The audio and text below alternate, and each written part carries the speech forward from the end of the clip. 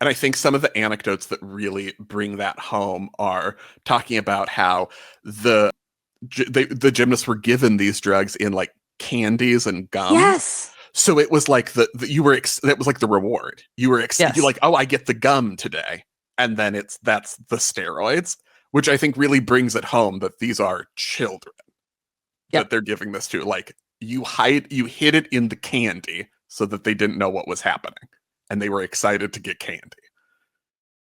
Remember, the show is PG-13, so you might hear a naughty word or two. Think doping isn't a problem in women's gymnastics?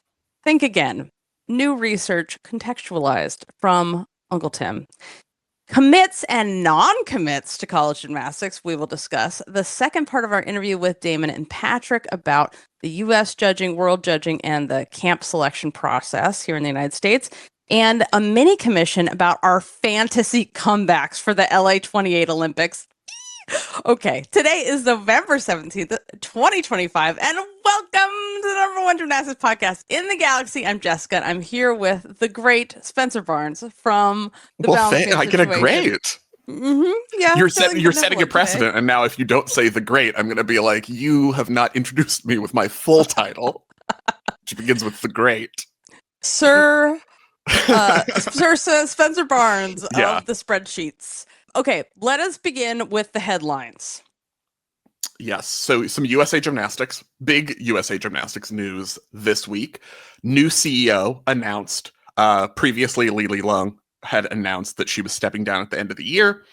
USAG found a new CEO. They've hired Kyle Albrecht, who will start officially on January 1st of 2026, who comes from MLS, so outside of gymnastics, comes from soccer. Most recently. And I wanted to know your thoughts, just generally, on new CEO, challenges, expectations, hiring someone from outside gymnastics, just general, reflections. I love that this is someone that comes from pro sports. I think that that's super important to have someone that comes from a professional sports environment, like Lily did. With, real HR and an actual, and corporations can be terrible, but they can also be, very strict about following the rules because of being sued. So I'm happy about that. Also, he's from the developmental program, has done a really good job with that. And I think there's so many opportunities, like adult gymnastics, having all the things that, British gymnastics does to bring everyone into the fold of gymnastics that are missed opportunities for USAG right now. And then also, I love that this person's not from gymnastics. And I've heard so many people say, you can't have someone, we're so special, we're so different, It turns out all sports are messy and everybody knows each other and all of these NGBs are the same, have the same kind of problems. It is good that it's someone from outside of gymnastics. I think you can have a great number two who has experience in the sport, but also should have professional. But I think there's no reason the CEO has to be from gymnastics. What do you think? I agree. I think there's a lot of positives to having someone from the outside who can come in and say, oh, this thing that you think is normal because you've done it your whole lives, it's actually really weird and you should stop.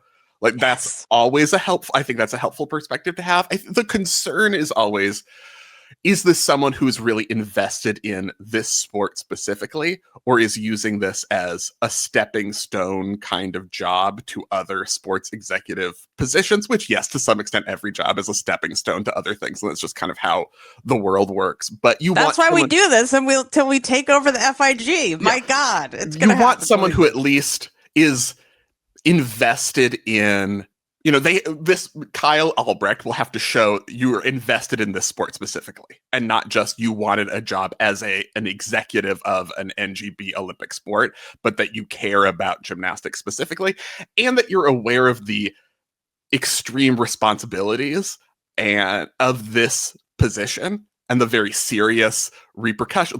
The person who had this job not very many years ago was so bad at it that the Texas Rangers came to his house and put him in handcuffs. That's the actual severe consequences you're dealing with if you're bad at this job. So there is you need to be aware of that. But I think it's, there's every possibility that Kyle Albrecht will be aware of that and you give the opportunity. But it is, you have to show that you are aware of the seriousness of the responsibility of this position and that you are invested in the sport specifically. And I'm interested to see how he handles this because his very first big meet is going to be the American Cup. I mean, it's sort of Winter Cup, but that's not a really big meet. But the American Cup is coming back, which used to be just a invitational meet that USAG hosted. And then it was an FIG World Cup very shortly for a very, very short time. And then, but now it's coming, and then it went away completely because there was no money to be made on it.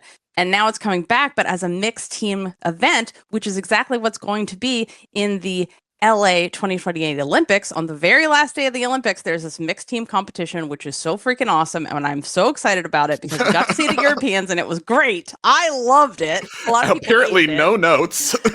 No notes. It's perfect. Okay. But yeah, it's going to be March 7th in Nevada. And by Nevada, I mean, it's Vegas. It's Henderson, but Henderson is Vegas.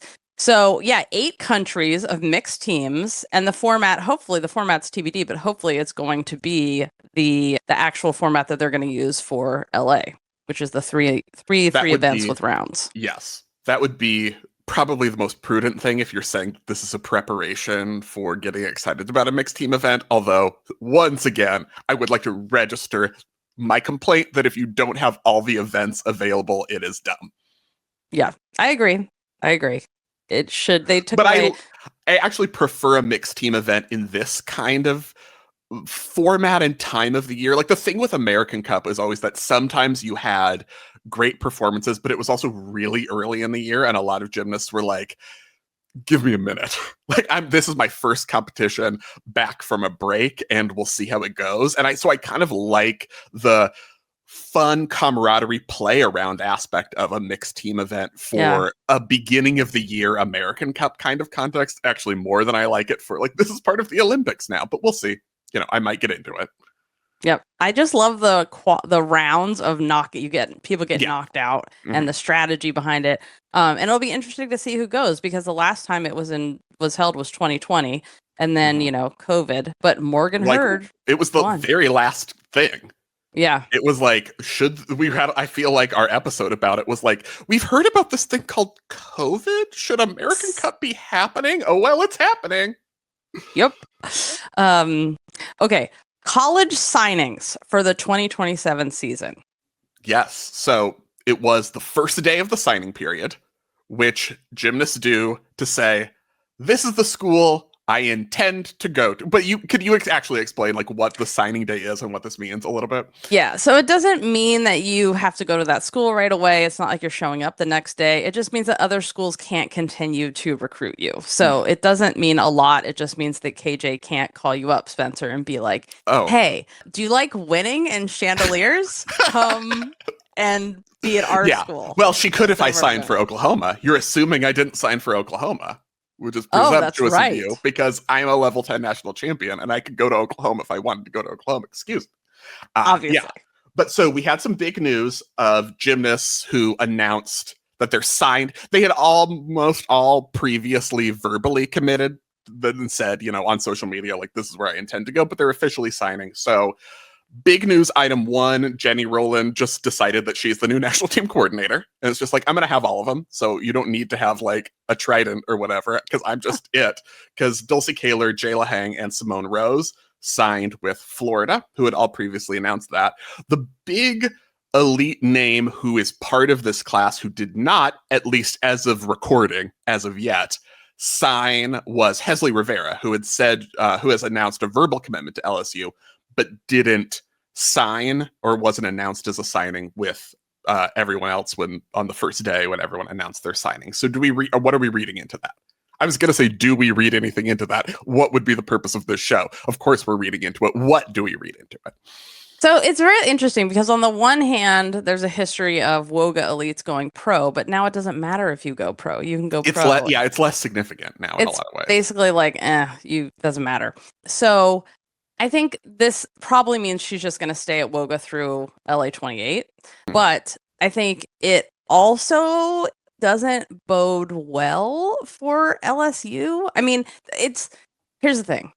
On the one hand, like LSU has shown that they are very willing to help their athletes go back to elite. Aaliyah Finnegan made it back to the Olympics. The one thing that hasn't been great for LSU, I think, is that they don't have a history of keeping their elites very healthy, and they aren't very successful at which. Then the defense of that is like, yeah, if you recruit an elite, they're gonna blow everything out in the next 4 years. Like that, they just are. Like they have so many miles on their bodies already. But I also think like they just haven't been successful as elites. And I don't mean it's not successful going to the Olympics. Like it's amazing. Aaliyah Finnegan is amazing. But like the Olympics was one of her worst meets, you know? And I'm so glad that she went to Worlds this year and had a fantastic Worlds. But like it's not, the history isn't really great for them, especially like Connor, you know, going back to Classic and tearing her Achilles. Kalia Lincoln, like hopefully she'll come back, but she still hasn't really like performed to her ability level. Yeah, I think in college, she hasn't been able to be like, you know, it's Kalia Lincoln. She should be the all-around national champion of the NCAA, obviously. We've all seen her gymnastics, you know. Yeah. And then Zoe Miller too, who's incredible. Also, Zoe Miller, it's like she tore her shoulder. She came in with injuries. Yeah, she came in with. She also came in with like, I hate everything. I'm gonna burn the bars down, and needed a lot of like psychological recovery from burnout. I think so. Yeah, but I think that there were no elites from LSU this year, right? At nationals, yeah. Mm-hmm. Which we were talking about because it was in New Orleans, and we were like, "Oh, wouldn't it be great if there were an LSU representation on the competition floor?" Do you think it says something that there's no elites going to LSU this year, but they're all going to Florida? I think there's these things go in waves, and it's always interesting to follow what the trendy school for the elites was. Because as you mentioned, like 1 second ago, it was LSU because Connor was going, Kalia Lincoln and Zoe Miller, and right now it's Florida. And that was kind of folded in with what we were talking about during US Nationals, Elite Nationals this year, where it was like Jenny and Owen, the advertisement for Florida. It was like a 2-hour advertisement for going to being an elite and going to Florida because they were on the floor coaching. They were like, yes, everyone, hooray, love and hugs and high fives and yay. And they kind of had that commercial. So it's like, if anything, that tells me this is probably going to continue with Florida as the destination now for most of the elites to go. But it's not like that's a new thing. They have had a lot of elites. Now they just have to deliver, you know, a national championship in the Jenny Rowland era as a college team because you've got enough elites to do it. Yep, definitely. It's also there's so many there already. It's like a stacked team. So are you going to go there and you're an elite and you don't? And they're like, Leanne Wong graduated. Well, Kayla DiCello's back. So yeah, exactly. The other big news. Yes. Oh, the United States of Romania. I'm so the United States of Romania. Yeah. So that was another major development. The thing I did not know was going to happen, because a lot of the stuff, you know, people have already talked about on social media. Ella Oprea, who was just on the Romanian team at Euros and Worlds, signed with Clemson to come to the U.S. to do college gymnastics. Amalia Gigoarta, another Romanian, signed with Michigan State, where Lilia Kosman is starting. So she's a year above. So lots of Romanians coming to the U.S. Lilia Kosman, a Olympian from the Olympic team. Mm-hmm. Yeah. So lots of Romanians coming to do college gymnastics. The dream that we have had since the 90s. It just wasn't realistic, and now it is realistic. And of course, Anna Barbosu, who is also starting this year at Stanford, but wasn't part of this signing group. But yeah, it's all of them now. And given the recent news about the Romanian program, who can blame many of these gymnasts for wanting to experience gymnastics in a different context, for instance, and come to the US to do college gymnastics? Also signing, Bars Ninja Alicia Zhu is going to Stanford, which I'm very excited about.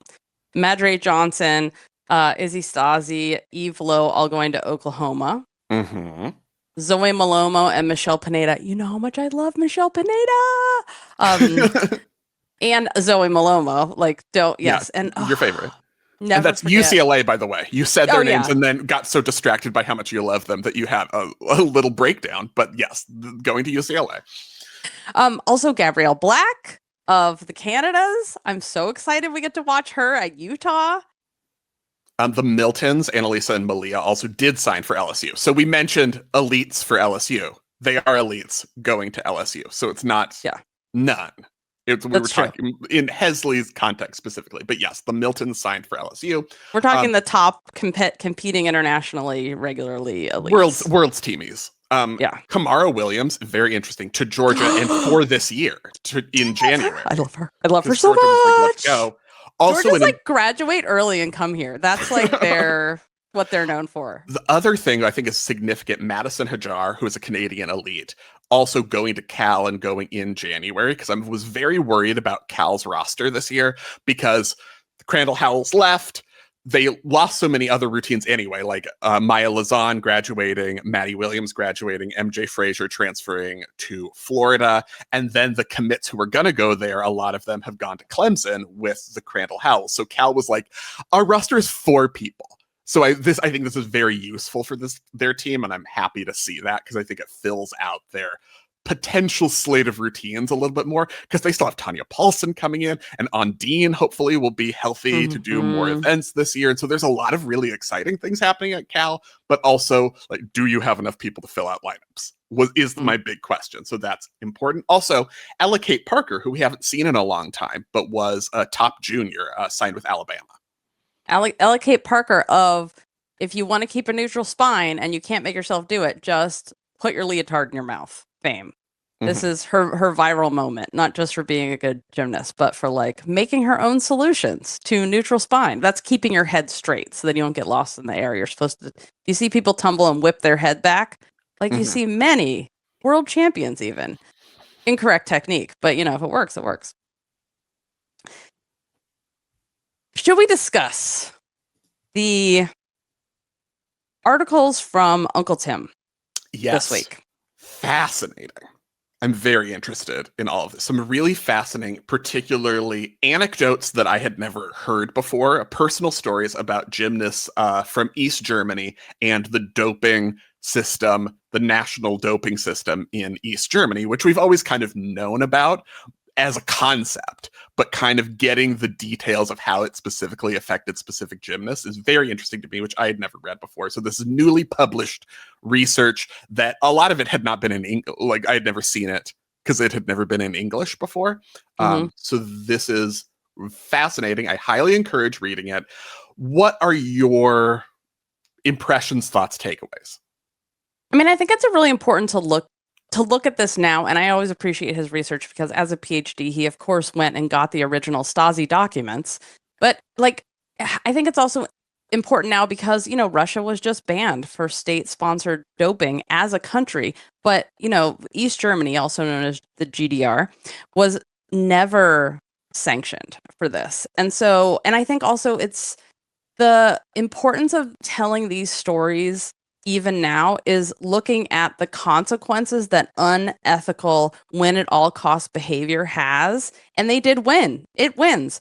It wins, but I mean doping. You can win with abuse and with doping, but eventually you break the person, and sometimes for life. And this is why these gymnasts, even though you might say this is so long ago, do we have to bring this up? It's yeah, we do, because those women that we're going to talk about are still living with the consequences of what the state did to them. And I think the other reason is because I think I was really, and you'll hear, we've been doing the show for 13 years. You'll hear me talk about, what doping and gymnastics, how's that going to help? Come on, it's not really a thing. But I was so naive. So naive. And I think watching, especially going in person to world championships for so many years and watching all these meets, and I really notice things, and they worry me. And I think that this was what the GDR did was so sophisticated, and I think what's happening now is even more sophisticated. And so I just think I worry about the consequences later on for these athletes, and especially in the countries where you still can't speak out, you can't say anything about it, like these gymnasts in East Germany. And the consistency of the story of the coaches are rewarded for the success of the results, and their livelihoods and their futures depend on it. And the willingness to act inhumanely toward others in order to preserve your own well-being and livelihood is a consistent theme to this day throughout many programs in many contexts. And that's also true here. And it rings a lot of bells when you read these stories of many different countries and many different things happening. So for context, can you describe the system of East German doping a little bit and what kind of system it was compared to other things we've sort of know more about, I guess? Yeah. This was state-sanctioned, centrally planned doping. So much like what Russia was banned for. Over 200 athletes are known to have been a part of this. They had excellent documentation because the science was so well done. I mean, this was excellent scientists doing this. And I mean, excellent and very good at meeting their goal or what they were told to do. So very sophisticated, excellent science, double blinds, placebos, taking neurology and personality into effect in the studies. They did lots of tests and specific studies with exact scientific method to determine which sports and which personalities perform better on which drugs. So it wasn't just like, oh, rings, you need to be strong, you take these drugs. They experimented with lots of different things, and it wasn't just anabolic steroids. And the worst part about it, I think, too, is that these were done on children without informed consent. So their parents weren't notified, the kids weren't notified, no informed consent, and it caused lifelong health problems. Mm-hmm. And what you mean is excellent science in a scientific specific context and not in a humane or moral context was where it was fallen down. Right. Because we cannot emphasize enough that these were children. Yes, this was horrifying in the worst kind of history that you associate with Germany and science. This was in that vein. Mm-hmm. And I think some of the anecdotes that really bring that home are talking about how the gymnasts were given these drugs in like candies and gum. Yes. So it was like that was like the reward. You were you're like, oh, I get the gum today, and then that's the steroids, which I think really brings it home that these are children that they're giving this to. Like you hid it in the candy so that they didn't know what was happening, and they were excited to get candy. Yeah, which is, so I think like going back to how I felt like I was really naive about this and how I didn't really understand how this would help except for like strength in gymnastics. The East German system worked in that they won Olympic medals and they were also world champions using this system. They used anabolic steroids, which was what we normally think about when we think about, WADA and banned substances. We think about steroids and people getting like, roid rage and being buff. They did do that, and they gave these kids these little pills as young as 10 years old. Can you imagine? It helped with recovery, and by helped, I want to put that, there are reasons to take steroids. People take them when they're sick or they have diseases, or lots of people in the military when they're in a combat zone and it is life or death are on the roids. And the things that anabolic steroids can help with is recovery. So you recover way faster, you can handle more training load, and also adding muscle. And this is one of the things that they talked about in this, and Uncle Tim talks about in the research is the adding muscle on was one of their goals. And in gymnasts, specifically the women, the girls, because these were little girls, they wanted to suppress growth. And one of the drugs that they used, this is so horrific, it prematurely closed their growth plates. So they stopped normal human growth in puberty and closed their growth plates. It also, this is the thing, like they didn't just use anabolic steroids. They used neuropharmaceutical substances like neuroleptics, peptides, oxytocin is one of the things that they use, the bonding hormone, the love hormone, and substance P, which is one of the things that they concocted on their own. So they use these to address the mood of the athletes, and also to have a sharper performance. So they wanted them to be happy. They wanted them to believe in their abilities to win. Those were part of why they used this like cocktail of different drugs. And the consequences were so many. Chronic pain, shoulders, hips, spine, chronic fatigue syndrome, which people that have that, it's absolutely debilitating. Joint degeneration to a severe level, depression, post-traumatic stress. One of the examples given here is an athlete who retired at 16, but still suffers from damage to her body and was evaluated many, many years later at 50% disability. So it's like when and they have specialists for this in Germany because the system was so big. They have, if you apply for disability and you're like, the state hurt me, I need to be paid, I can't really work anymore. They have specialists who were studied the doping system so they can correctly evaluate these gymnasts, which is really a credit to there's a lot of things that are wrong with this, but like trying to help these athletes and heal them in some way. There actually was like a very small settlement to these athletes after all this happened. But one of the most horrifying details that I took away from this, like you were talking about, was I remember when I lived in Germany, there was like, if you got sick, like you would go to a spa because it's Germany. And like, of course, when you get sick, they send you to a spa. But it's basically like a medical place where you just rest and they take care of you. Well, they did that for the gymnasts when they retired. But what they did was they took human growth hormone from cadavers' pituitary glands. Cadavers. And that might raise alarms. You're like, wait, cadavers? Jessica has only mentioned why no one should ever use a cadaver ACL a million times because it can be rejected. So this is so dangerous, and this was stopped in the mid 80s, but this can cause a lethal disease, CJD. It's kind of like mad cow where it affects your brain and then it's over for you.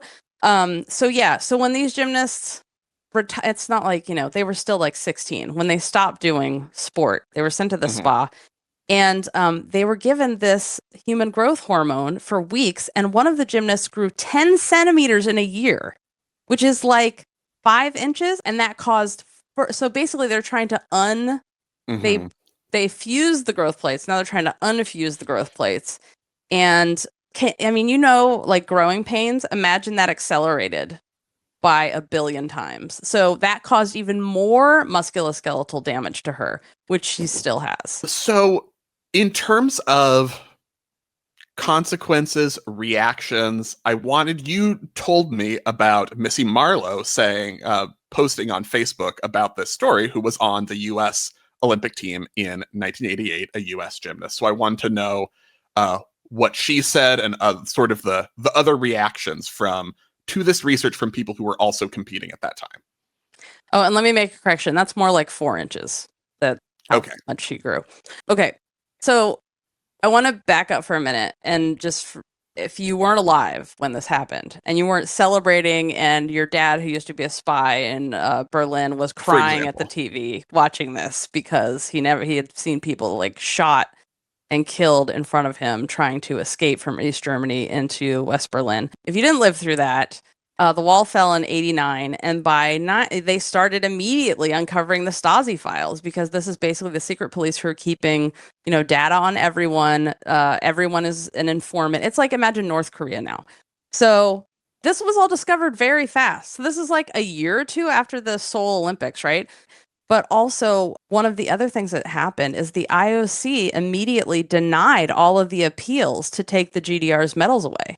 Like, all these countries were like, Stasi files, all of them were cheating. We just had an Olympics. 10 years ago, we had an Olympics, for example. Why aren't you going to give us the medals? Their medals should be taken away. And the IOC denied the appeal. What the fuck? So anyway, I thought Missy Marlow had a really nice take on this. She posted on Facebook one of Uncle Tim's articles, and this is what she said. This is another horrifying account. So many of our former Russian, Romanian, and Chinese gymnast friends have either been living in the US or at least have prosperous and visible lives in their respective countries.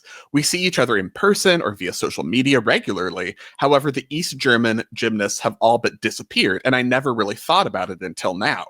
I'm gutted for them. There are probably other countries that experimented the same way. Yeah. I really love how she says in this, are gymnasts friends? She's not saying, give me my medal. She Right. is having compassion for how her friends in gymnastics have been treated and what they've been through. And I thought that was very Missy Marlow, who is an 88 Olympian who was on the team that didn't get their bronze because they got a deduction for one of the teammates being on the podium to move a mat or a board. My question for you is, should there be an effort to correct the record for those to claw back the medals? This is always something I really struggle with, particularly in this case, because there's no one. Is there a way to punish the people who deserve to be punished for this?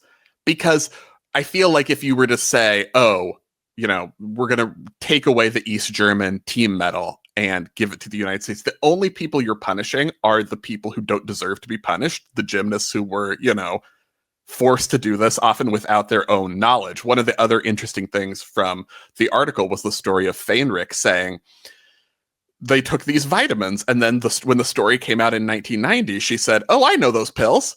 That was doping? And that was like a realization moment. And so I think that brings into stark relief that, are you going to punish someone for not being forced to do something they had no control over and didn't know? And especially because East Germany is not a country anymore. There's not like a federation, an East German federation who could bear the consequences for doing what they did to gymnasts. Like, there's no one to punish who actually deserves to be punished. You're only punishing people who don't, which is the kind of the same thing I feel about. I'm not that comfortable with the medals that have been stripped from the Chinese teams over the years for age falsification, because I'm like, the only person you're punishing when you do that is the gymnast who had no control over whether their age was falsified. And the people whose results you're nullifying are those who should be, like, you're erasing from the record book the people who should be most in the record book because they're the heroes of the story, who came out and said this was wrong and these rules were broken. And then they're the only, like, oh, your name gets like a strike through in the record book and you don't get your medal. You're the name that should be highlighted. Yep. So basically my answer is, I don't think you should go back and strip those medals. Yeah. If anything, you can say, like, award the people who would have been in fourth place, like, at least a recognition of some kind. Like, you, as far as we know, did it right, and you should feel good about yourself and be rewarded for doing it right. Which then itself is fraught, because how do we know? Yeah. Right. And that's the other thing. It's like, I think about the US team and I was like, well, shouldn't there also be no medals for people who starved and abused their gymnasts? Like, yeah, don't give why credit should we award that? Yeah. Right. So, yeah, I mean, the thing that I just think, like, the whole thing is horrible, and the win at all costs mentality is horrible. And I also feel like, when you say there's no one to punish, then I'm like, well, there's all the doctors that did this, all of the coaches who knew about it, everyone that was involved and a lot of the gymnasts talked about that. They felt so betrayed because they thought these people, like, they trusted them. They, like, spent most of their lives with these people up until they stopped gymnastics. They didn't live at home. And so I'm like, yeah, you could, like, punish all those people. And then there's the argument of, like, yeah, well, you know what happens if you don't operate in that system when the Stasi tells you to do it? Like, your whole life is over. You go to jail forever. I just feel like there needs to be some deterrent to this, because this, for sure, I mean, people get busted for doping all the time in sports still. And I just think that taking away the award is not enough of a punishment. So, yeah. And I mean, there's no way to punish these people. I mean, in a lot of ways, the IOC or FIG has no jurisdiction over punishing the doctors who would deserve consequences. That's more of like a government legal system kind of thing. And I feel like this is a human rights violation. So maybe this goes to the Hague. But also, where are they going to put, genocide in the line of, and like sports doping to kids? I mean, I feel like this is horrific. But yeah. Okay, so you guys, the usual moral of the story, it's all bad. Yeah. Winning at all costs is all bad. Don't do it. Also, gymnastics-history.com is the website. So there is original research from Uncle Tim in here, and then there's also the contextualized full picture just focusing on gymnastics. And there's discussion of men's gymnastics in here too, and why they like started and stopped in men's gymnastics. Like a lot of the athletes, it interfered with their muscle memory and their proprioception when they dope too much. Which is always what I thought, like why you wouldn't dope in gymnastics. But apparently, it worked. So to break people, and so they were just good for winning and then nothing else and destroyed the rest of their lives. Everything's fine. So, update from last week. So last week we did the interview with Daymon and Patrick, and there have been reactions from that. They talked about their experience in Romania, what they saw. They weighed in on the Voinea abuse allegations. And there, of course, that interview was all over Romanian media, and many athletes from the Romanian golden era have replied to it. Christina Bontash weighed in and felt like this was a betrayal. Silavash posted on Facebook that she would like to thank her old school coaches for all of her success. And old school coaches are what Patrick and Daymon called the methods that were used that made everyone so unhappy and unwell in the Romanian system. Maria Holbură, who's 25, has also spoken out. And this is from also galazo.ro is this article. And she confirmed what Patrick Keynes said. When they described the gymnast as miserable, she confirmed that the abuses and tensions were very real. And I think this is the dichotomy with Romania now. Like the ones who grew up in that like 80s, 90s system that was very abusive, they defend that. And it's also what they know. Then there are the gymnasts and parents now who will not put up with that towards their kids, and the gymnasts won't put up with that. And they are speaking up and they're just like, I won't do this. So new accusations in the galazo.ru online magazine, which we will link to. So this is an update as of November 18th. 2 gymnasts have come forward with accusations and video about Camilla Voinea and alleged abuse of Sabrina Voinea, her daughter, who she coaches. 2 gymnasts talked about wanting to be anonymous because of fear of retaliation. They described the abuse being so bad that one contemplated suicide. Another talked about her hair being ripped out and she had bald spots because Camilla Voinea pulled so much of her hair out. They said that this abuse was enabled by the Federation because they didn't do anything to stop the abuse. The most damning thing in this article are the videos of Camilla coaching Sabrina when Sabrina was like 7 or 8, the article says. And Camilla can be heard yelling at Sabrina. Sabrina says, "Mommy, I can't anymore. I'm hurting myself. My ribs, I can't do it anymore." And Camilla yells back, "Go to hell. What should I do with you if you're stupid?" I think the most damning part of these videos is Sabrina cowering and covering her body as her mother walks towards her as if she's afraid that Camilla is going to hit her. So we will link to this article, and the videos are in the article. And I just want to say that, unfortunately, this is not unique to Romania. It definitely happens all over the world, including the US. I just want to thank the gymnasts who came forward and those who submitted the video, because according to my sources, this video was submitted to the organizations in Romania who could have stopped Camilla from coaching, but they all decided not to. So we'll see what happens now. It's very understandable why the athletes go to the press, because their own federation is not protecting them. Now we have part 2. And also I want to add Maria Holbură, Olympian, competed at the Tokyo Olympics, a couple world championships in that era for Romania. So just as a biographical identifier. Yes. Very important also, because a lot of people will be like, oh, well, who's this gymnast? We've never heard of her. And, was she one that wasn't successful? And that's why she's, speaking badly about things. Successful. So this is part 2 of the interview with Daymon and Patrick, current coaches at World Champions Center in Texas, were the Romanian national team head coaches through the Paris Olympics, have coached in the Netherlands and coached athletes for many other countries, working in many other systems over the years. This part of the interview is about the US World's team selection process, judging and the experience at the World Championships that just happened in Jakarta? We started talking about judging. So I wanna transition to talking about Jakarta and how it went. So you guys have been to a combined 10 World Championships, I think. This was my 7th. Oh, I did 9 World Championships, but I was not in Jakarta. Yeah, but you didn't go. You didn't go to this one. Daymon went with his USA gear on, finally, with the Americans. So overall, how did this Worlds compare to the other World Championships you've been? First of all, I want to give a shout out to Sylvia Brescian, who, because Patrick analyzed everything, so I already did a big analysis of the scores and which judge falls out and which judge does it really well and who is in the average and who is not. And she judged floor qualification and floor all-around final, and I think she was quite spot on, also with the artistry deduction. So that I do want to have said that the American judge did a really good job. Yeah.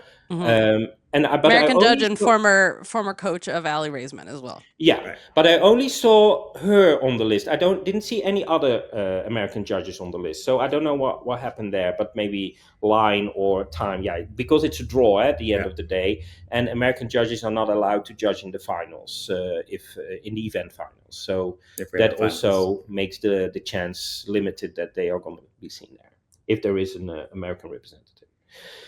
So overall, I thought the judging on floor is much better, also where it concerns artistry. So you see that judges start, I think it's evolving, that we now can say floor and beam, artistry is taken serious. And I think that the judges are now understanding how to judge it. And I think that they're really daring to judge the artistry now. And yeah, the message I think we also get is that they really want to see floor routines that have a story. I kept hearing that from Johanna Krat. I heard that from a couple of other judges that's what they're looking for. I think they don't just want to see that it's pretty and with amplitude and with the elongation. They actually want to see that you're showing theatrics. And I think that you saw that with Aiko's gold medal routine, that not only was it acrobatically and gymnastically done well, but also theatrical. And I think that's what we take away. That's the next level, next step that we all need to take. Mm-hmm. So what I take out of it, and this is also a little bit maybe a tip or a trick for choreographers out there. Choreography of being choreographer is not just being a choreographer anymore. You start to become a director. It's like directing a scene from a movie. So it's even more about the how than about the what, which means it doesn't matter if your arm is there or there. It's about what story do you present with it or what story do you tell. So you as a choreographer need to almost start to direct a floor choreography than to just make up steps. I think that is where we are going to. And I think that's a good development because it makes it more interesting to watch. And as far as judging overall, I think I watched Subdivision 1 through 10 in qualifications, and I think that the judging line was constant the whole way through, and I thought that was quite impressive to see. It's always the first World Championships after the Olympics where you kind of get a taste of, okay, where is this quad going to go? So I was interested to see that. This is my third post-Olympic World Championships, and it was really interesting to see that the scoring was pretty fair all the way through. And I think that it's quite evident what they want to see. Mm-hmm. Yep. There were a couple of coaches who I was really happy to hear that they said this was the most consistent judging that they had seen. While we're on the topic of judging, I want to go back to the selection process. And for the U.S. team, now after being at these Worlds and with all of your experience, should the international judging be taken into account when selecting a team in the U.S.? Was the U.S. judging consistent with what you saw at Worlds? Brescian, of course, is an American judge. When we did the qualification process for the Olympic team in Romania, we used international judges to do that because we wanted to know in preparation exactly what kind of scores we were going to get. And we knew that we would get that if we invited judges from different countries. And we also did that in Netherlands. Yeah. But it was really, we used Elevine, which was an online platform to do the competitions. So it was basically those judges basically scored for our Olympic process. So I do think it is very beneficial to do something like that, because you are going to get more realistic scores, because the scores, obviously, I mean, anyone can look at the scores that were at the qualification, put those next to the scores that were at Worlds, and they're quite different. But I think the scores that you look at internationally are the ones that you need to know are going to be. So I do think that would be something interesting to investigate, whether that's possible. Yeah. And also think in the whole world, and that is like also a human thing. So it's not like pointing your finger at, oh, that is bad, or I think it's a human thing that happens. If you're like the highest category judging, like category 1 or 2, I think those judges are pretty well trained. So they also are well trained in judging what you see and not in judging who you see. But you also see on a lower level of judging, because you also have a lot of category 3 and 4 judges, that sometimes still it is judging who you see is going on. And not only in USA, you see that worldwide.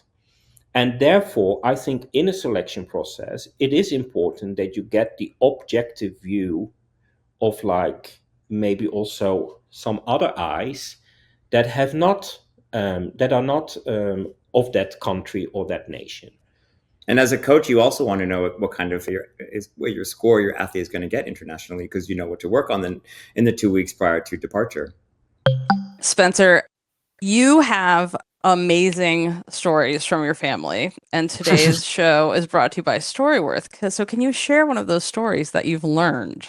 Yeah, I love getting unexpected stories, especially from family members that you think you know really well, and then a story pops up and you're like, wait, excuse me, what happened? What happened when? Like, my mom was just telling a story about when she was in starting high school, and she got the coolest dress, and she was like, I'm gonna wear this dress to the first day of high school and it's gonna be amazing. And then her homeroom teacher made her get on her knees and put a ruler up to see whether it was like, the skirt wasn't too high, and made her called the parents and had the office call the parents. And she was like, it scarred me for life. It ruined this whole experience. I was so happy with my dress. And then this has been a defining factor of her growing up that I never knew how much, and she remembers every detail of the story and how much it affected her for the whole rest of her life. And I was like, wait, what is this? I had never heard this until a couple days ago. I love getting these little family nuggets where you're like, where was this story been my whole life?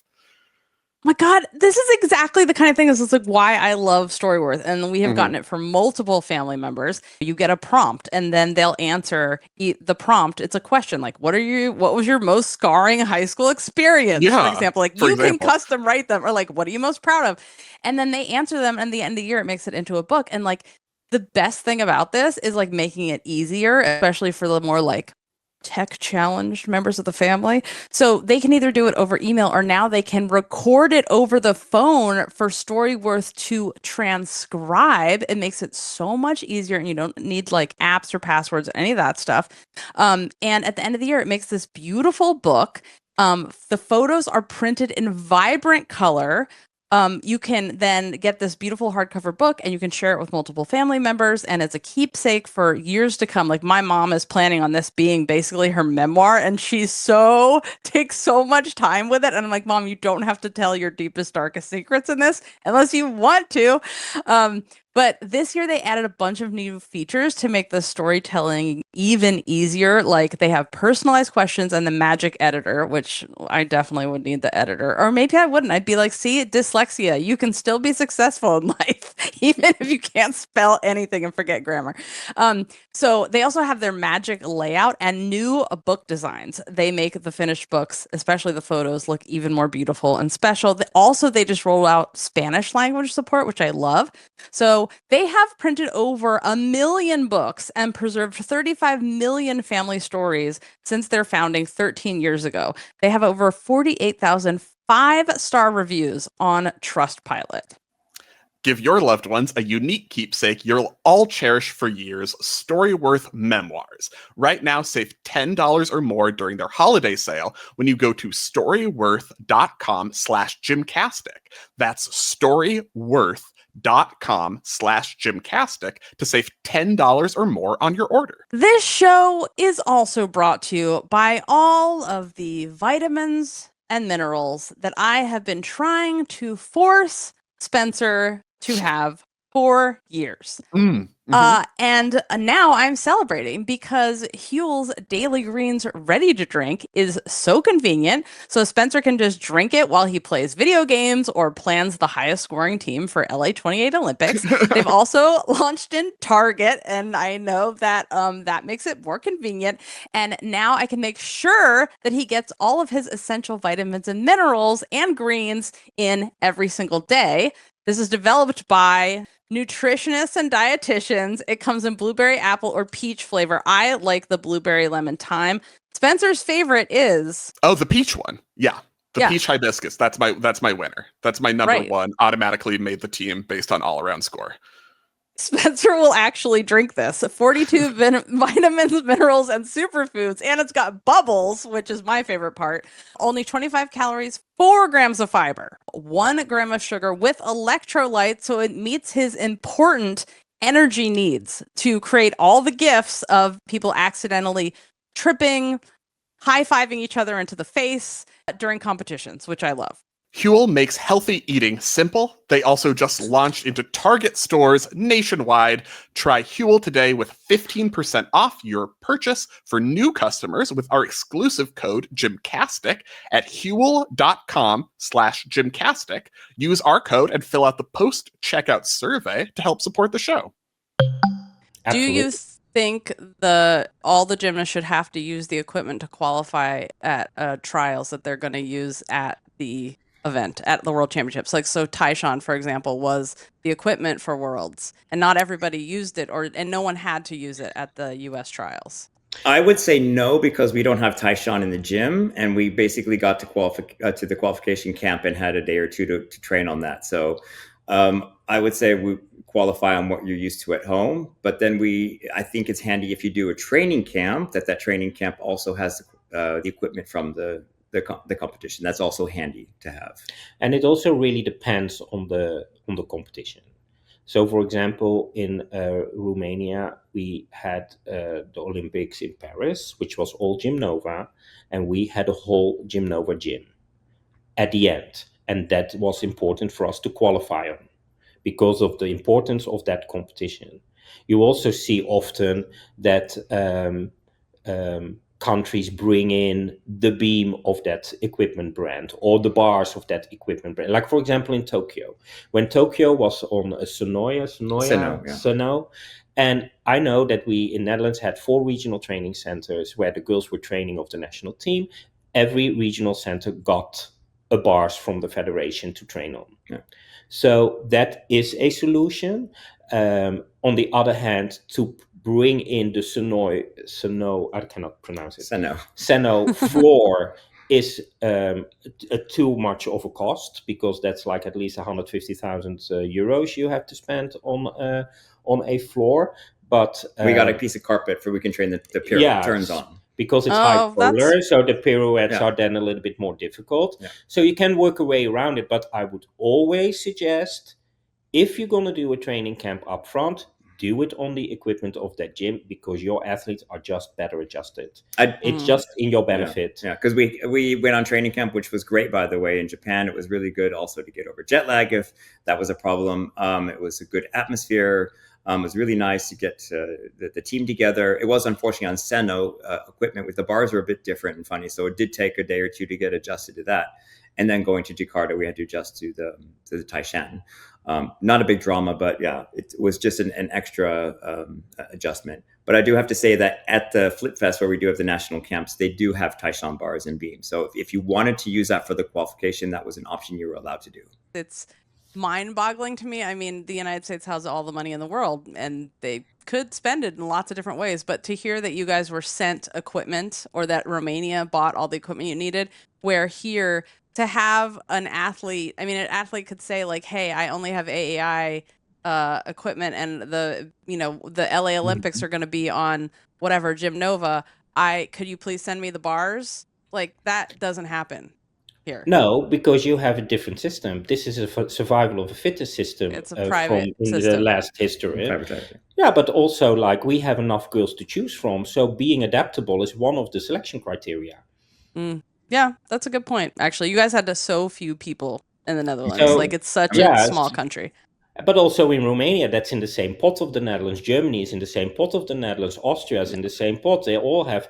So you need to, first of all, your injury management is super important, because if you have your like we could see, like, for example, in Antwerp 23, what happened with Belgium. They lose their best two gymnasts, and once of a sudden they're 17th, while they were 5th in Tokyo in the qualification with team result, and they made team finals. So that's how fast it can go if you lose one of your big players. So these countries try to benefit from every detail, whether that's adapting, whether that's a jet lag protocol, whether that's an anti-infection protocol, whether, you name it. If you can have benefit from circumstances, you try to take it.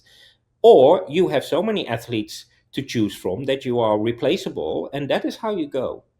That's how the US still operates. And that was in a it lot of was. ways. Yeah. And the question is, can they keep doing that for how long? And that depends how good they're still going to be. Should each country be allowed to take a traveling alternate to a world championships with them?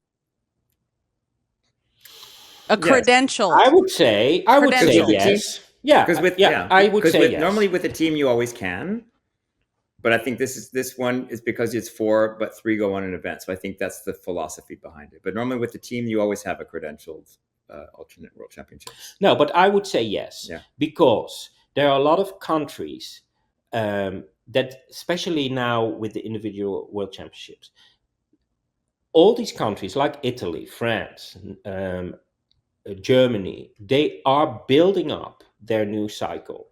Even Russia. So what are they doing? They take one really experienced athlete, and then they take 3 young athletes. Who are they going to let them gain experience? They can make mistakes because they are young. It's their first world championships. They make mistakes, but they have the experience, because a first world championships or a second world championships, that's a difference of day and night. So if you can add a young athlete as an alternate who trains there and experience the atmosphere, does and the podium sees the training, competition, is inspired by seeing that, and sees the podium training, that is already makes a huge difference. Daymon, how was just the day-to-day there? The organization, the volunteers, the mix zone, the hotel, the training room, like the walk over from the hotel, like, how was that stuff from your perspective? Well, I wasn't sure what to expect. As you know, I've done a lot of international competitions, so I've seen it all, especially also with working with athletes that have Egyptian passports. So I've done the African Games and seen a lot of different types of competition. I was very impressed, actually. I mean, the hotel we stayed at was quite nice, and it had this amazing gym, which was great. And we took the girls there because it was this first World Championships where we only had 1 training a day, which was quite different. We have to keep the girls busy. So luckily we had an early subdivision, but I know like Camilla Nemor, she's a friend of ours, and Nadia, her coach, and they were staying in our hotel, and they had the last subdivision. So Nadia had to keep Camilla busy all day. So she would take her to that gym, which was fantastic, and put a beam down, and they would do like literally a full training in there. Because there was only that 1 training in the evening. But we would walk to the gym, which was great. The food, was quite, it was a lot more local food than Western food, but there was some Western food. I know there were a lot of athletes that were getting sick from different delegations. So we had to try to be as smart as possible to try to avoid getting sick. If that's due to food or water, I'm not sure. But I know that your hotel, our hotel, the whole hotel's water was treated.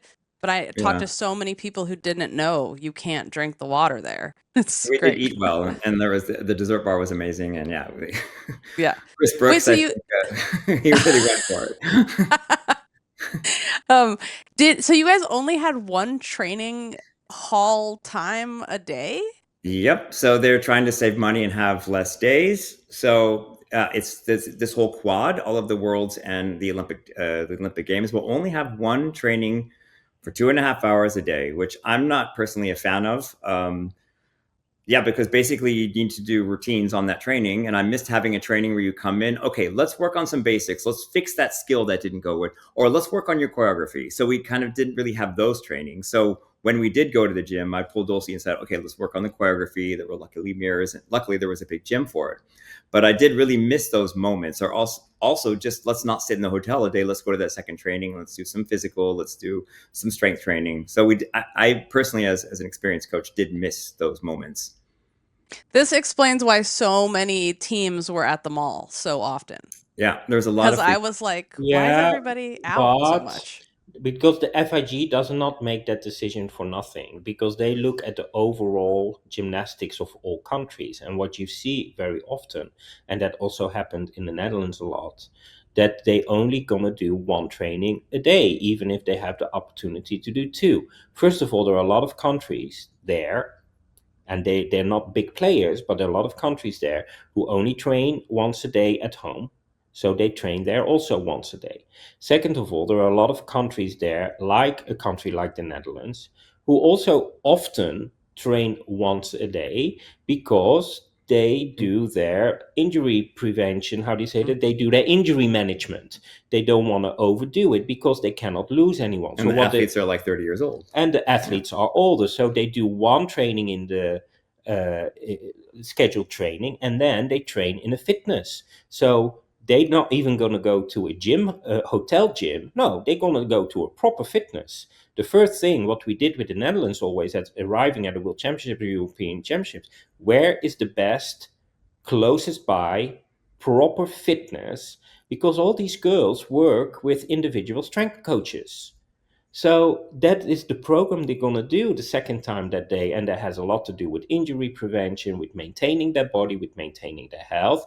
And in the gym, they do their gymnastics. And therefore, the FIG started to decide, half of these trainings are empty. Let's skip it. And they have the assignment to make the World Championships a little bit shorter. I felt like this was the first Worlds where I was like, the FIG is skimping, I will say. Not spending either they're allocating too much to the LOC, the local organizing committee, or they are understaffed, or they're not paying. It was just, there was a lack of overall presence of management people who had experience and had done that. But that was just from my perspective. Did you feel like that? I didn't get that. I didn't see any of that for sure. But you saw a bit on the outside. If you wanted to get some food or anything, that was a bit bare for World Championships that I did see. Yeah, but it was weird they couldn't eat inside. Yeah, I just wanted to find a Diet Coke somewhere, but that was impossible. Yeah, there was nothing around. We were like, which I kind of understood, because I was like, oh, it's like the tropics. So if there's a crumb, this will be overrun with animals and giant bugs. So that I can understand. But the volunteers were super nice, and I thought the gym was nice, and of course the white mats were an issue, and that's something we saw right away, and alerted the girls, okay, let's this first training, see the bar and try to see the mat, although they're the same color. Try to figure out how to do the stripes for the springboard for beam. Okay, I used a piece of tape because I could see that, but you could make a chalk mark and you couldn't see it. So I thought that was very unhandy for the safety of athletes. The white mats. Were you able to go to so every year at the World Championships, the technical committees have a meeting for coaches, and this is where the coaches can ask questions, bring up problems. Were you able to go to that? So that meeting has evolved over the World Championships, and I have the feeling every World Championships it's a little bit different. I remember the one in Montreal was a really cool round table, and there were not so many of us there. I want to say there were 15 coaches, and that was a proper round table of coaches bringing up some aspects that they'd like to see differently or some suggestions for the next squad. Then it turned into judges and coaches, and it was just basically a judges meeting. And now it was just WAG coaches, which I had really high hopes for, because we all kind of had some topics we wanted to bring up. For me personally, it was the topic of, do we need to, can we have an option of a second training at a World Championships or the Olympics if we wanted to have that? And I know some other coaches from other countries wanted to bring up the equipment and the safety of the equipment. This time it was more about the Fujitsu system. They presented that it was quite interesting, and yeah, that's going to slowly start going forward, and that was great to see that. And then there were one or two. It was something about the Junior Olympics that's going to happen in Dakar, and the qualification for the mixed team for the Olympics, and then that was it. There was only one question that was for the coaches about how do we make the sport more visible, how do we get more people into the audience, and how do we get more television viewership. And then it was like, okay, thank you and goodbye. We did not even have a chance to ask any questions or bring up anything, so that was quite disappointing. Oh, that's a bummer. Yeah. I rolled my eyes about Fujitsu because I called it Vaporware after this year's press conference. I was like, if it actually worked and they were going to roll it out, it would have happened already, because they showed us the same thing that they did in like 5 years ago. Like, as far as I'm concerned, it's all talk. So they did present it already 5 years ago. That's true. It's the same thing we saw in Kitakyushu that they showed here. And so I just am like, I just feel like Fujitsu is just paying for the IP of all these athletes, and the FIG needs the money, and it's never actually going to be rolled out. So, but maybe. I don't know.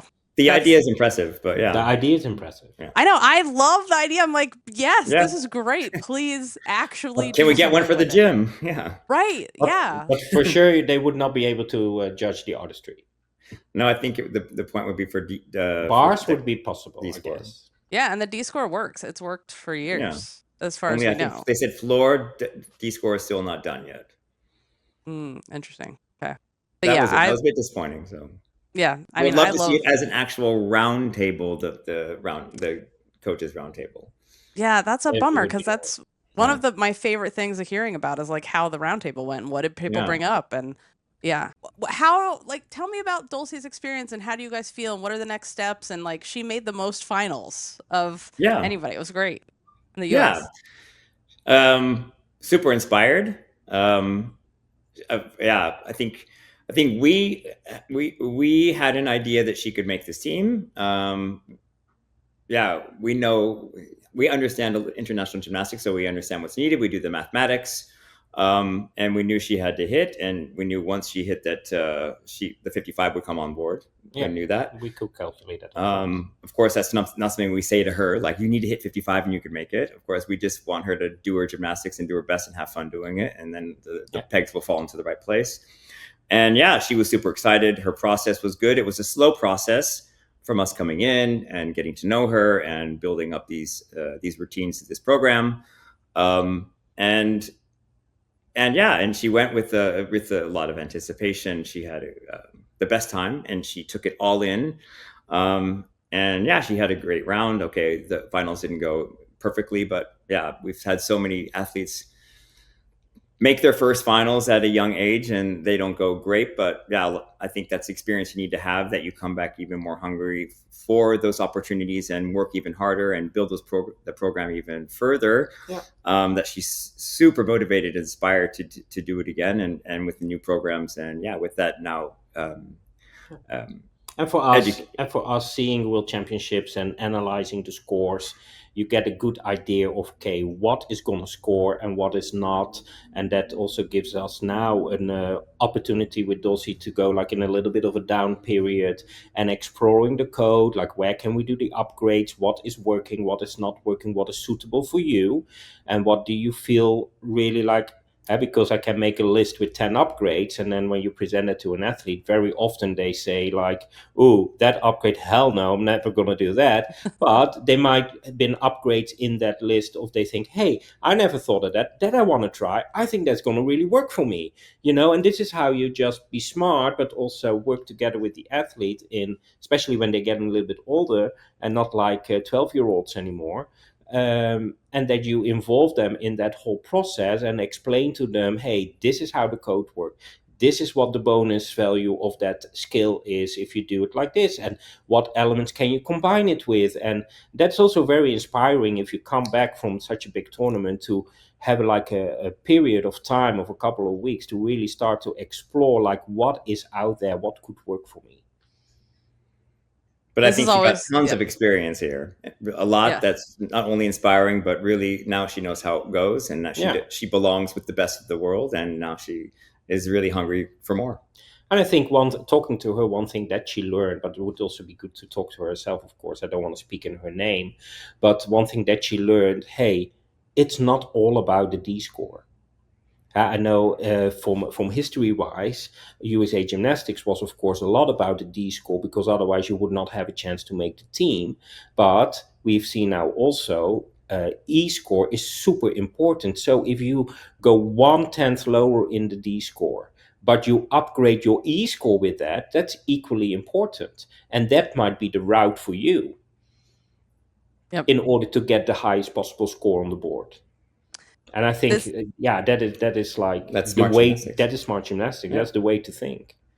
Yep, this is why we keep talking about Dulcie every time we previewed this or we're talking about the meets. I was like, the code hacking, this is what you guys are good at, and it's good at working with her. Like, this is our biggest complaint since, in Tokyo when Suni had to, became the Olympic champion, but not before they had to change her routine during the Olympics, her floor routine, because they did not compose the routine correctly for what the code requires and the artistry requirements. Right.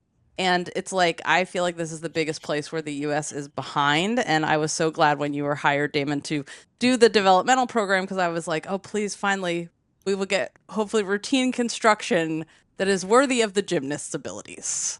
Which I have so much fun doing. It's really an honor, and it's really, really inspiring to work with the other coaches and the athletes, for sure. Awesome. Yeah. I'm glad. And it's, by the way, that is, by the way, also an advantage when you bring in international judges. Because a judge of that nation talking to gymnast X might think, oh yeah, she tries to favor that gymnast, so she's telling her what the artistry deduction is, but not other gymnast. While an international judge just what she sees and says, hey coach, watch this, because I have a 10th for corners because she stands twice on 2 feet. Think about that. Yep. Yeah. So I think there can still be a lot of done about judges and coaches work together everywhere in the world. Like we did it always in Austria. It doesn't matter what level you work at. Austria was a lower level of gymnastics. Netherlands and Romania was a higher level of gymnastics, but always involving the judges, squeezing every 10th out of each athlete, that you know exactly upfront, this is what I'm going to get. If it's like a hit routine, if it's a good routine, she's going to score A2 in the E-score. If it's a bad routine, it's going to, but a hit routine, or like not such clean routine, it's probably going to be between 7.6 and 7.8. And that you exactly know, and the athlete also exactly knows, hey, this is why. Yeah, because that makes them hungry to work for that 1 or 2 extra tenths, and at the end of the day, can make all the difference. And it was nice to see athletes adjusting, like Leanne Wong was like, oh, missed that, gotta add jumps here. Like, that's nice to see also with the older athletes who are educated about their routine. They, like Leanne has told me, she talks to the judges. Before that was never allowed. You could not do that. And I was like, in other countries, you're all a team to help each other. Of course, you should just go talk to the judge, and you and your coach work together with the judge, and you have the information. It's, hopefully there's more of that. So is there anything else that you guys want to let people know? Anybody we should watch that you have up and coming? Is there a new little Ithora in the gym? I think we have a couple of new Ithoras in the gym, but I think everybody watch our Instagram page, wcc.elite.team. Yes, follow us, because we do the updates of the team, and then you can follow us. I think we have started to get quite a big team. All little ones. Little ones. Our little elites. Yeah, between 10 and 13, I would say. And just starting from scratch. And from next year, I would like to add another 8 10-year-olds. So we have like every year 5 to 8 10-year-olds and some good extra coaches in the gym, I think we're gonna have like a great team in a couple of years. Takes a couple of years to build it up because that's gymnastics. I mean, it never goes from 0 to 100. But I think we are, with the younger athletes, creating a good system at WCC. Good atmosphere, and we have patience, and we know how it works, and we know it's a long, slow road, but we also, can see the future is really bright with a lot of little athletes. So. Awesome. Thank you guys so much for being here, and thank you again always for sharing your knowledge and your time. You're most welcome. It's always fun to talk to you. Thank you. Thank you to Daymon and Patrick, as always, for their insights, time, honesty, and for chatting with us. And by us, I mean Jessica. We have a mini commission, a comeback list for the LA 2028 Olympics. This is from Fantasy Winner. It's Jessica's in her fantasy winter already. I'm so excited for winter. It's raining here. So, will you please read the brief? Yes, Christy says, with the next Summer Olympics in LA, it's the perfect time for someone to mount a comeback. Love a good comeback, and who wouldn't want to compete at your home country's Olympics? Is there anyone you realistically believe is training for a comeback? And who would you like to see come out of the woodwork and make a run for 2028? Ooh, I mean, as we prefaced this on behind the scenes that we were going to do this mini commission this week, and then realized immediately that you could just list every single gymnast who's competed for the US and been like, oh, that would be fun. Oh, that would be fun. I want to do that one. But okay. So Jessica, do you want to start? Yes. I have a lot of thoughts about this. So, I will be a respectful conversational adult and allow you to begin. Okay. This actually doesn't say they have to be Americans. It says who wouldn't want to compete at your home country's Olympics. All right. Well, maybe they live here now. Sure, I'll take it. To me, that means U.S. gymnasts. But as we have long established, you are not to be bound by the rules or the guidelines of a specific list or commission. So feel free to say what is the song that's in your heart. Thank you so much. I did pick American gymnast, though. So my first... My first one, who I think she could legit still do this. Okay. If there's a spot for a beam specialist, I want my beloved beam worker, head coach of Pittsburgh Gymnastics, the great Casey Jo McGee, who can not only do a standing full on beam, but also a Lili, a 1.5 backspin. Oh, how much I love, or a 1.5, actually. It's a 1.5. And a full on to beam. And if you ever see her just hop up on the beam, any skill. Look, I'm sure there's so many that we never saw where she's like, oh yeah, I tried that. All the coolest skills that if you're putting together my personal fantasy beam routine, which is weird rolly things, like and when she hops on my beam and she just does this like at practices, and I'm like, oh my God, come back. So Casey Jo McGee is my number one draft pick for LA. Okay, I would say my dream single US comeback dream for LA 2028 would be Mikhail Maroney, because that would be so deeply satisfying in so many ways.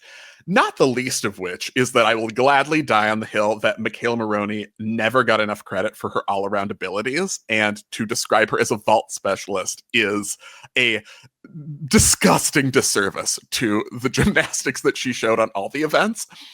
And when she was at the 1 second when she was actually healthy enough to do the all-around at various times, we saw that, and I would love that tremendously. That would be my ideal one. But I will also say, co-ideal, the one I absolutely think should happen, and if I were given the opportunity to sit down with any gymnast and with like a flow chart and a PowerPoint presentation, like these are the reasons you should come back for LA 2028, it would be one, Brenna Dowell. Yes. She would, like, I don't know how to describe it, but in my head, Brenna Dowell should have been the 2025 World All-Around Champion. And I don't know how to describe the logic in that, but that is what my head says. And I feel like she would clean up in every respect, and I think she should do it. Yes. I bet she still could. She snowboards all the time. Clearly her knees are fine. Yeah. I'm ready for it. Yeah, I have my shirt still. What is your shirt? It's Brenna, what is it? Feel the Bren? Feel the Bren. Yeah. I still have that, which I wore when Yeah. I watched her compete, and she came out and loved it. And we also have an interview with her if you guys want to listen to it. Okay, second draft pick. Okay, yeah. I didn't know how many draft or did I need to come up with a number? Of I'm draft doing picks? 3. I don't know. Okay. I'm just doing 3. Good. I'm fine. Okay. I'm good with 3. I just had a panic attack because I might not have been following the rules specifically. Of course. There was a rule I didn't know about and that I might not be following it, and I had a nervous breakdown. So, much like yours, the person that never got to fulfill their full potential because there was always uncontrollables happening in their life, which affected their performance. The great, the incredibly gifted, talented, also a beam ninja, a floor ninja, a vault ninja, and she doesn't have to do bars, true bars. Vanessa Atler. ooh, yeah, that would be great. That would be the person I would love, love, love to see come back. What's your next one? People who there's a whole team you could make, I think, of people who competed in the United States of Amanar era of like 2009 to 2016 who would be the world all-around champion this year, like Elizabeth Price. So she's on my team from that era to all come back and do great with Mikhail Maroney and Brenna Dowell and Elizabeth Price. And who else am I putting on my Olympic team? Wait, I feel like, okay, we both picked people that haven't competed in like 10 years. Yeah, because I think like as we were talking about this on behind the scenes, I'm like, Jade Carey does not count. She is still an active gymnast. Right. Like you can't pick Jade. You can't pick anyone who competed in Paris. That's not a comeback. That's just like you took a year off and then you're going to compete again. I don't think that qualifies as a comeback. What about from pre-Paris? So who's like competed in the last 4 years? So like if Grace McCallum would that count? If Grace McCallum was like, I could still do this. No, because she's still doing gymnastics. Well, I mean, she's done with her eligibility at Utah, which is also like that went by in 1 second. Yeah, that did. Yeah. I mean, well, yeah, she is. If they're done with college. So I guess I think that would count. Yeah. Yeah. So who from that era? I'm springing this on you in the moment. Because of course I have JJ Marshall written down, who's still I'm waiting for JJ Marshall. You could do a whole like you were great as a junior and never made it, like put Bailey Key, like a Bailey Key type gymnast come back who like won junior national champions and then was just all injured. You could put that together. Jeffrey Scott is another one who's at Georgia now. Wait, she's still at Georgia. She's still at Georgia. That's not a comeback. Yeah. Okay. Who was in the? I mean, everyone's gonna say, "Why aren't you saying?" You could list everybody. Gabby Douglas, but like she just competed. Okay. So here's what I want to say, though. This is my other thing. Okay. This is my analysis because I am simultaneously excited and dreading LA comeback season. Like I'm excited for people to come back. I'm also like 70% dreading the fall of 2027 Today Show interviews where you announce your halfy fakey comeback that's really just a Tide commercial and then you never ended up competing. So I would like to make a rule that you are not allowed to do a TV morning show interview announcing your comeback for LA 2028 unless you could compete a routine that day. Okay, I like that. If you don't have a routine ready, you can't announce a comeback. Because this is what I'm deeply worried about. Like nothing would make me happier than Gabby Douglas doing a real comeback and competing at the LA Olympics. I just don't want her to do like Today Show interview fall 2027. I'm coming back and then nothing ever happens. Mm-hmm. That's what I don't want. I would rather I want item 1, real comeback where you're like starting to train now and doing it, or like not at all. But the halfy fakey one, I really hope does not happen. Maybe I feel like gymnasts are now going to want to like, oh, okay, I competed on a meet. And don't announce it to anyone. Make it like a level 10 meet. You show up and compete. And then you're like, okay, now you've seen that I can do it. And now I will talk about it. Because, people need those sponsors. This shit isn't free. It's very expensive. But also, now that I've said that rule about doing interviews, if a gymnast would be interested in coming on this show and announcing their comeback, especially someone who is famous, we would love that. And you could do it at any time, and there are no rules, and it doesn't have to be real. Like, please do that. That would be awesome for us. But other than that, don't.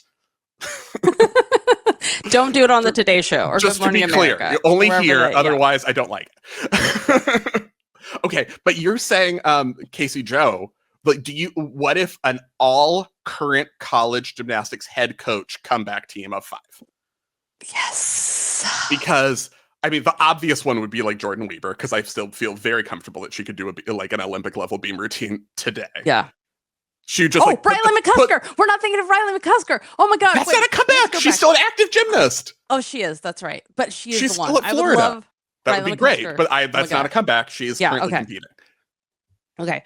But like, so the interesting thing about the college coaches is I'm already thinking like, okay, but Kyla is it Ross? she's not a head. She's not a head. Kyla's not a head coach, but we can expand it. I'll allow it. So what other head coaches? A lot. I mean, but are you putting like Ashley Preece, Geraldine Steck, like people who competed in the open-ended code? Geraldine Steck-Eaton's now the head coach at Cal. You could do those people, or am I saying like? I guess my question is: am I picking 1989 Jenny Esther, or am I picking 2025 Jenny Rowland to put on?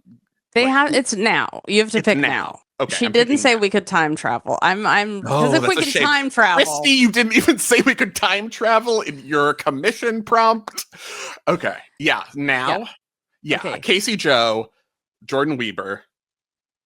I would take Ashley Preece. Yeah, I would take Ashley Preece. I mean, also, like my contention is that I think 2025 Elizabeth Crandall Howell would have better form on beam than 1991 Elizabeth Crandall. I know that doesn't make any sense, but I kind of think it's true. I totally think it's true. I'm like, I think if you got up on a beam right now, you would have better leg positions than you did as an elite. Oh my God, Tabitha. Oh, Tabitha. Oh, done. Yes, Tabitha. Obviously. Yeah. Yeah, she could pull out a beam routine right now. Yeah. For sure. I'm surprised she doesn't. Tabby, show us. Love this. Cecile. Does Cecile have U.S. citizenship? Can we put her on the team? Or are we making a French team? She's got to be a U.S. citizen by now. They've been here long enough. They would have done. Okay, can we also go back to Cecile? Yeah. You are a head coach in a swing state, so could you be a U.S. citizen, please?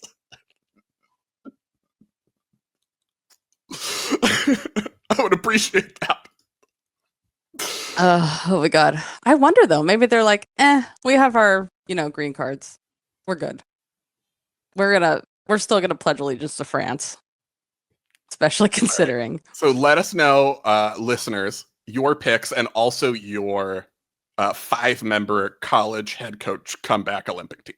We would like to know. Who did we forget? Because we almost forgot Tabitha, and that would have been disastrous. Oh my God. And I would also say Shawn Johnson, but listening to her, I'm like, she would never, like the same with Jordan. I feel like, especially after they went on that like military promotion show, they would never put themselves in the psychological space of competing in elite gymnastics. They'll do it for fun. Like you see Shawn like does gymnastics for fun and tries to get her husband to do stuff, but like putting themselves in that position to be like when Nastia. Yeah, when Nastia left that military show because she was like, I worked really hard not to have these thoughts in my head anymore. And so I am relieving myself of being yelled at like this. Yeah. Mm-hmm. Chelsea Memel comes back and then selects herself for the Olympic team. Yes. I it's love just this Chelsea idea. and Alicia, and then they have a meeting where they're like, "Who do you think we should put on the Olympic team?" I think Chelsea and Alicia are really good at this, and we should select them. Yeah, I think so too. And pretty, and like really fun to be around, and we should just select them. I like them the best. Oh my God. If you guys enjoyed this mini commission like we did, you can play fantasy because sometimes we give these away as an award for fantasy. The next fantasy will be coming up. There's a whole season of college fantasy, and then we definitely need to have fantasy for the American Cup. But that will be up end of December probably. But yeah, you can also get one of these if you become a Club Gymner member and help us pay our bills, and you get thank you goodies. In return, you join at the world champion level, and you can see the details at gymcastic.com under the Join the Club tab. And yeah, thank you all so much. And check it out at gymcastic.com. We appreciate your support. Christy, thank you so much for doing this. Okay, wait, I wanted to go back to Romania for a second. The United States of Romania. I am shocked that there are so many international gymnasts. It's like all the politics of the United States are very scary, and it does not seem to worry any of them. ICE raids won't happen to me. That's just surprising to me. Anyway, Gymternet news. All right. What else? What else are we Let's see. through? We talked about the new CEO. Talked about the NCAA schedule coming up, and we obviously do. We cover all the NCAA, and we do a special show every Friday where we pick a meet, or Saturday. Sometimes we pick a meet, we watch it, we discuss it as a family immediately afterwards. It's called College and Cocktails, and it's very fun. And we also have a mocktail, which I drink. And so ABC and ESPN has released their schedules. Starts January 10th. What else? Oh, the All Japan meet happened. Yes, Miata won vault just to be like, excuse me, remember me? You remember when you kicked me off the Olympic team? Or just and remember when I was amazing at the university games and then I wasn't on the world team this year? Here I am. Yeah. I did love this week that Kenzo, the great Japanese world champion, Kenzo Shirai, did a tribute routine for Irara. He did her routine on floor, as he does, with like a triple full in the middle of it. Has anyone retired and still been this good ever on a regular basis?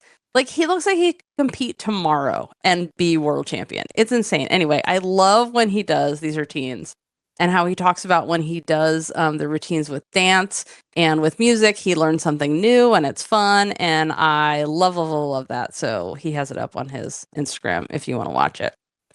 Shall we read a... let's see. If we have time for like one letter, probably, and feedback. Otherwise, we'll get to the rest on behind the scenes. This first one, Obi Cam.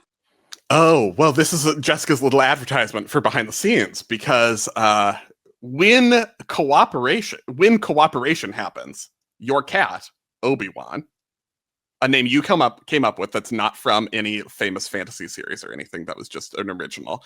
He chose it. We tried many names on them. Yeah. It's the only one he would reply to. Yeah, so was a guest star on Behind the Scenes, which was very well received. Kelly said, just wanted to provide feedback that I absolutely loved the addition of the Obi Cam this week. I usually listen to Behind the Scenes on Overcast, but for some reason, this week's episode will not download there. And we resolved this issue, if we were having. That's fixed.